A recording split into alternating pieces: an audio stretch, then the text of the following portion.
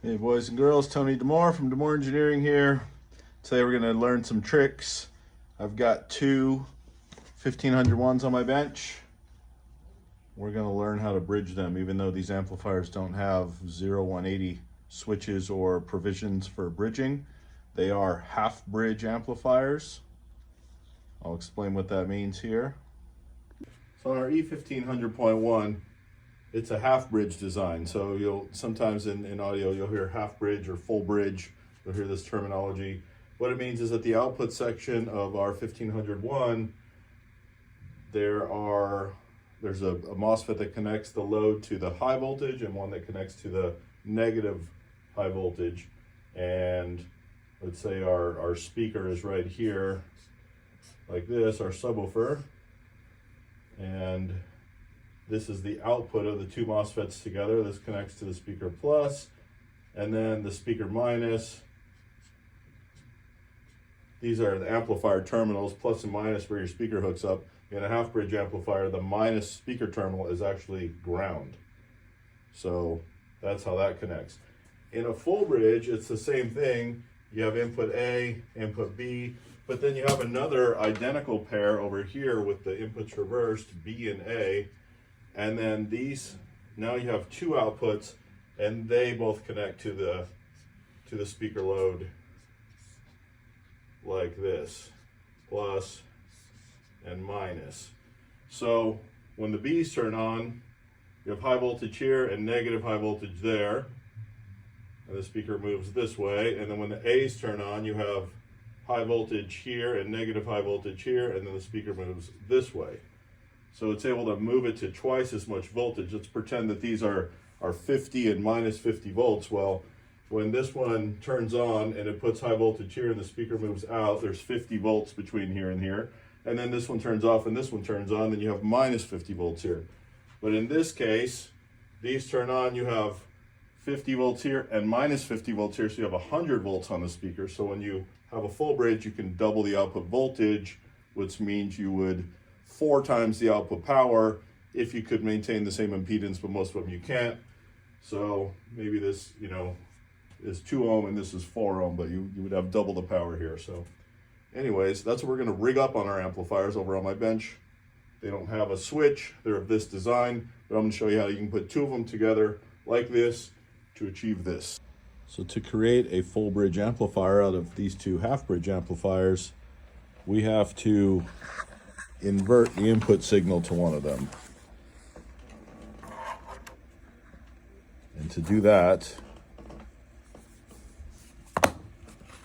we're going to use one of these, and we're going to modify it for this purpose. Looking at the input circuit to the HLC-2 here, the high level inputs, this is the left channel, plus and minus, and the right channel, plus and minus.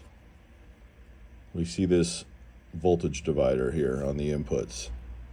49.9K plus 10K divided by 10K, so that's 59.9 divided by 10, so this is basically a 6-to-1 divider. So if you put 6 volts in here, only 1 volt is going to move on to the rest of the circuitry. So this is how high-level input is accomplished with this. We're not going to use it for a high-level converter. We're going to use it on low levels. We're just going to use it as an inverter. We're going to go ahead and swap this for a 1 meg. In doing so, we'll go from 6-to-1 to approximately 1.05 to 1, or basically 1-to-1. So we're just going to swap those to 1 meg, these 4, and we'll be on to our next step.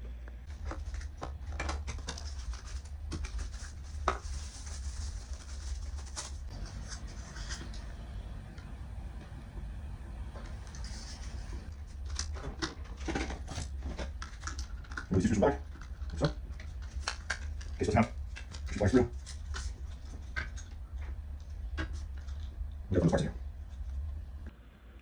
So once you get it opened up, they're pretty easy to get to. They're small but easy to get to. You can see there is 111 and 119 over here. and then 11 and 19 are over here.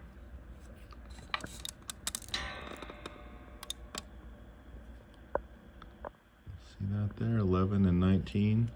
So our 11 and 19 need to come off, and our 1, 11 and 19 need to come off. So pull those off now. Okay, I've removed the parts. See those two. 111, 119 are gone. They're tiny. If you don't have experience soldering surface mount parts, and you don't have a real soldering iron, it would be difficult. So I wouldn't say don't do it though, because that's how you have to, that's how you learn. So I would look at it as a learning experience. You want to learn how to work with solder and surface mount parts. Maybe this can be a way to learn about it. Now we're going to replace those with 1 mega ohm parts. You can go to DigiKey or Mauser or Newark or a place like that online. Order yourself some 1 mega ohm parts, 0603 resistors, but you're probably going to pay more in shipping than 100 of those would cost. So if you are a hobbyist and you like to do this kind of stuff, you might just want to try to go on Amazon or something, get you one of these. This is a resistor sample book.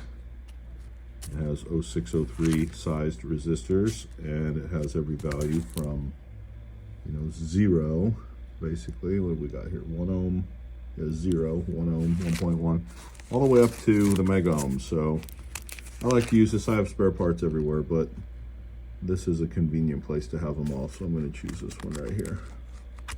06031 mega ohm. So here are my new parts. 4 of them. Here's some tweezers so you can see how small these are. You really can develop your skills if you do play with stuff like this.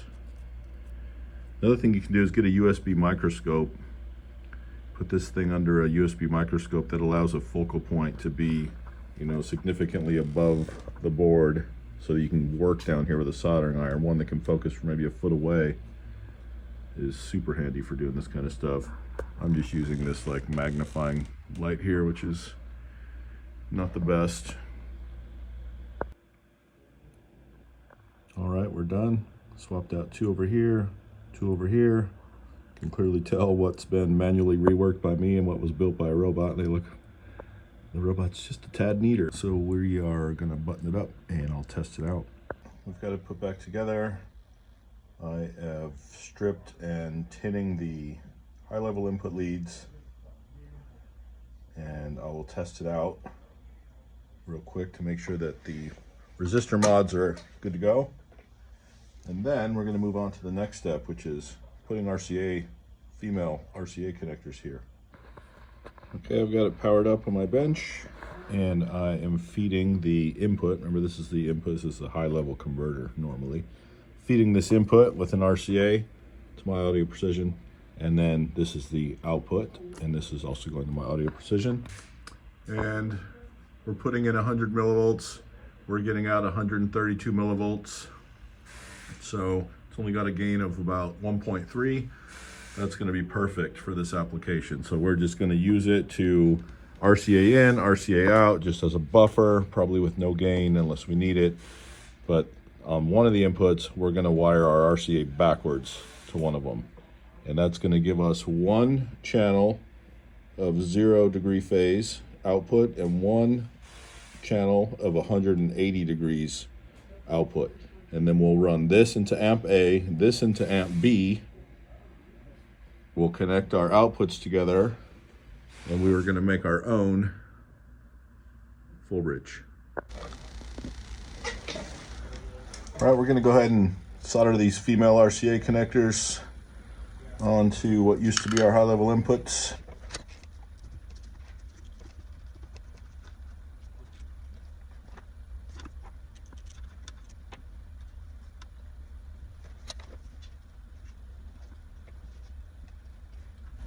So the left one I built normally, positive to positive and negative to the shield. This one we're going to build backwards. So I'm going to put the negative, the one with the black stripe, to the pin, and the positive, or one without the black stripe, to the shield. This will be our inverted phase channel. Okay. We now have our HLC-2 modified as a low-level in line driver with an inverted channel. So we've made the left channel be our normal channel and the right channel be our inverted channel. And there they are. So we've got that same 100 millivolts at 40 hertz in, and there's the output of the two channels left and right, both about 133 millivolts, and one of them is in phase and one of them is out of phase, 179.88. So it's as perfect as 180 out of phase you're going to get.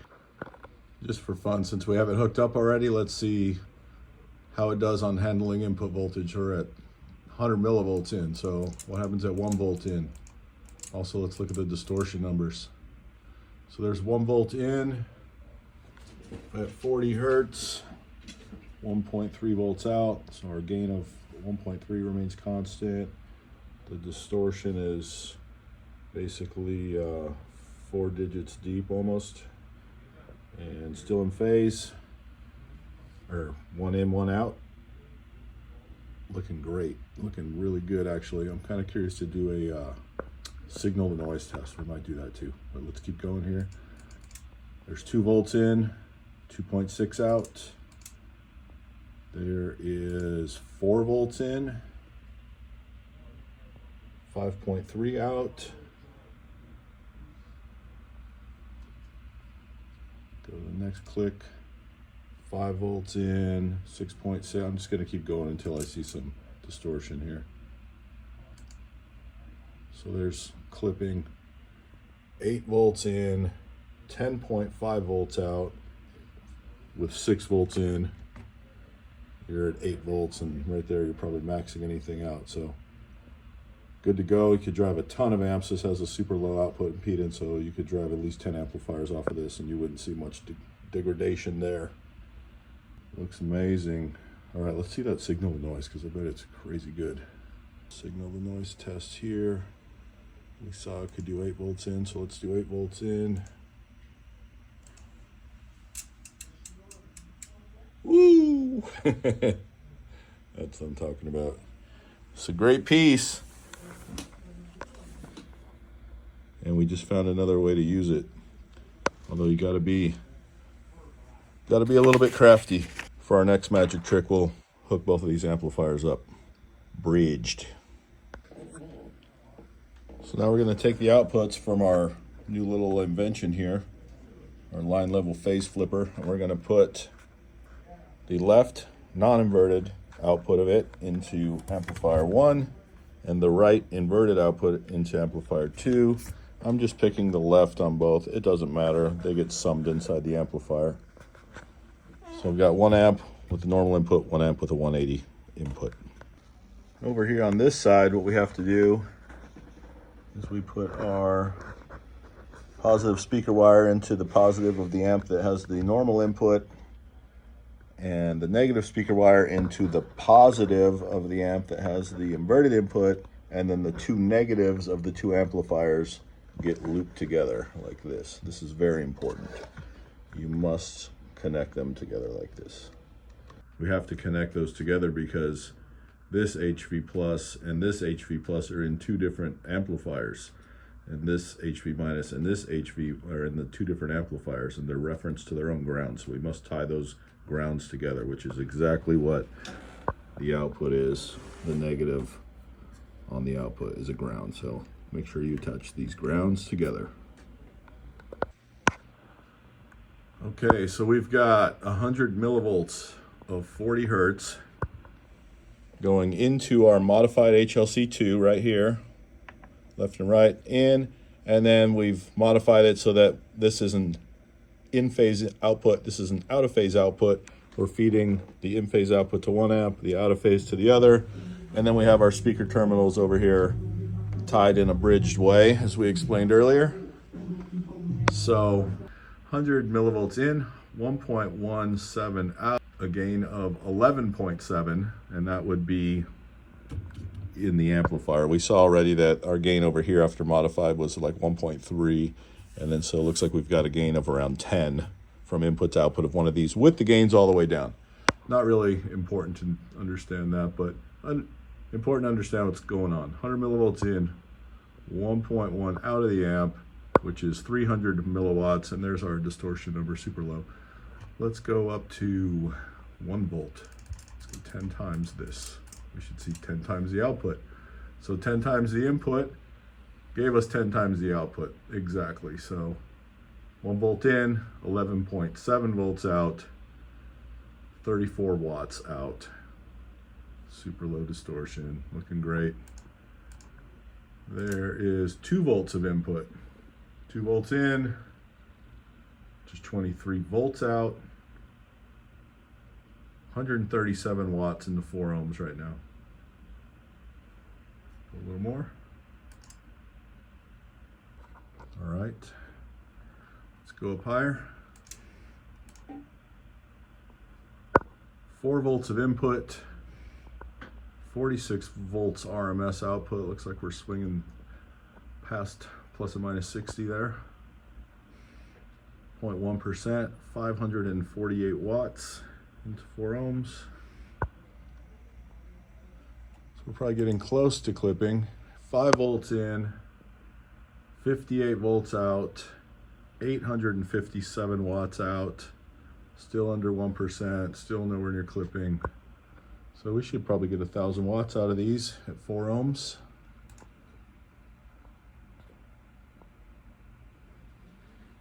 Let's creep this voltage up a bit. I'm just going to turn it up until I see 1% distortion. That's kind of the industry standard for power. Just keep going up. Getting closer. Still got more. Holy cow, look at that. We're swinging some voltage. That's the bridge for you. We doubled our voltage. More. Holy cow, we're at 7.3 volts in. We're still not clipping. We're swinging over 100 volts peak to peak, 200 volts peak to peak. That's a lot of power. That's more than I was expecting.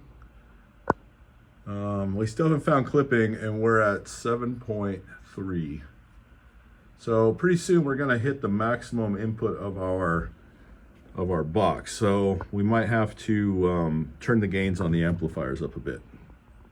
And I mean, they're totally all the way down. So if we were going to do this for a car, we would now take a tool like the DD1 Plus, and we would set the overlap on both of these so that they were the same. And then we would do this and see what we really are going to get out for maximum power. We just saw like 1,800 watts into 4 ohms. So that was pretty amazing.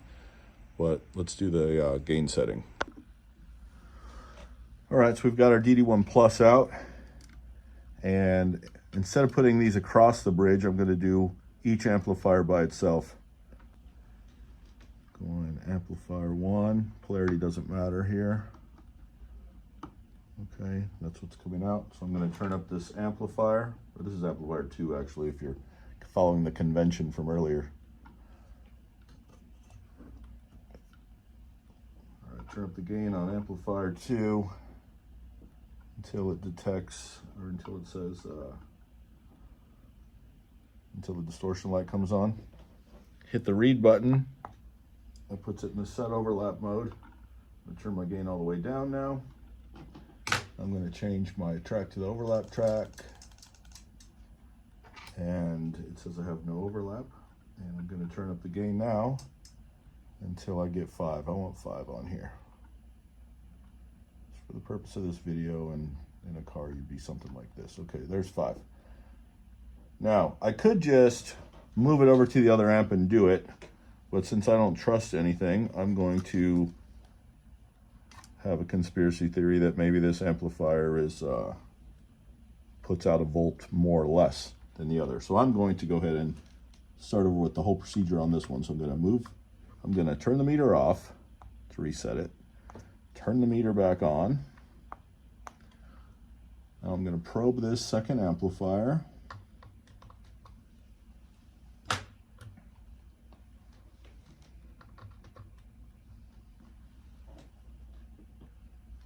And then I'm going to play track 1, the gain all the way down. And then I'm going to turn the gain up until the distortion light comes on. And I'm going to push read. And I'm going to turn my gain all the way down. I'm going to switch tracks to my overlap track. And now I'm going to turn my gain up until I get 5 dB of overlap on this amp too. Right there. Now just for fun, I'm going to just check this other one without taking a new reference and see. Yep, 5 on that one and 5 on this. So the amps they're matched. They're perfectly matched. So we're good to go. Now we can load this amplifier back to 4 ohms. This new full bridge amplifier we've made here. Let's put a 4 ohm load on here and see what kind of power comes out. 0.5 volt in, 34 volts out, 300 watts. Let's go a little higher. 1 volt in, 68 volts out, which is 1.2 kilowatts. 85 volts out, 1.8 kilowatts. That's with 1.2. We'll probably clip it now if we go up again. 1.6 clipped, 2.3. Woo. That's too much steel. 1.3 volts in, so that's that 5 dB of overlap you're seeing. Now we only need 1.3 volts to drive this thing. 1.3 volts in, 88 volts out, which is 1.96, almost 2,000 watts, 1% distortion. This is into 4 ohms. So we're making 2,000 watts in the 4 ohms right now. There we go. There's our 2,000 watt 4 ohm. I know you guys want to see me go to 2 ohm. This is no longer capable of 1 ohm. That's what we have to remember, because when you do this, each amplifier sees twice as difficult load. So these amplifiers are rated to do 1 ohm each independently, but like this, 2 ohms is going to be their limit.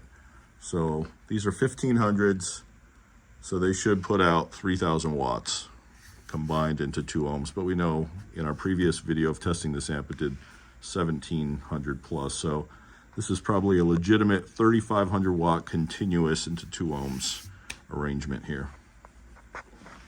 Hope you guys enjoyed this video. If you did, let me know. Maybe I'll make more like it. I can't really do the 3,500 on my bench to show you because I don't have enough sauce to run it. I actually have enough Astrons. I just don't have enough wiring at the moment. So we're gonna just leave that up to the imagination. If you want to do this, let us know. Buy 2 of these. We'll just maybe give you an HLC-2 and you can learn to do this yourself.